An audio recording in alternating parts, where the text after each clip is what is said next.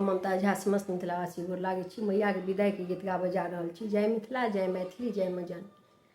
छोइर विदा भेलहुँ सजल मंदिर घर, सजल मंदिर घर, नैना देलहुँ नोरा इहे मैया, नैना देलहुँ नोरा इहे मैया, हर के बीतल संगे अहाँके नबो दीना, अहाँके नबो दीना, आई अछि अहाँके विदाई है मैया, आई अछि अहाँके विदाई है मैया।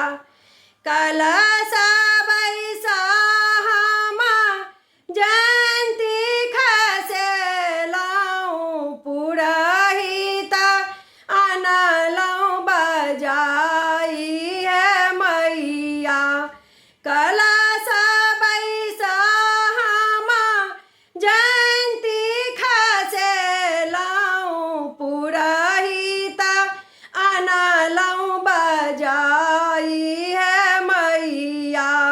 नबो दीना लग रही श्रद्धा से पूजलहुँ, श्रद्धा सँ पूजलहुँ, प्रतिमा अहाँके बनाई है मैया, प्रतिमा अहाँके बनाई है मैया, आई अछि अहाँके विदाई है मैया। शोभा सुनर चहु दिशा केर, अचके में लागै गेलै हेरा इहे मैया, शोभा सुनर चहु दिशा केर, अचके में लागै हेरा गेल गे मैया, अचके में लागै हेरा गेल हे मैया।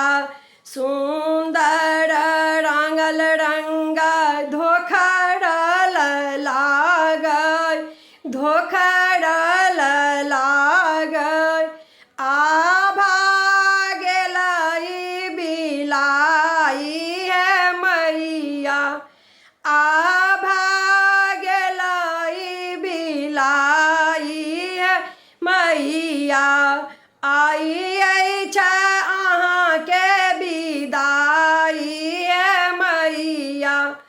छनाई कठोरे के हाना बिछो हक ई दुख सहलो ने जाई है मैया, छनाई कठोरे के हाना बिछो हक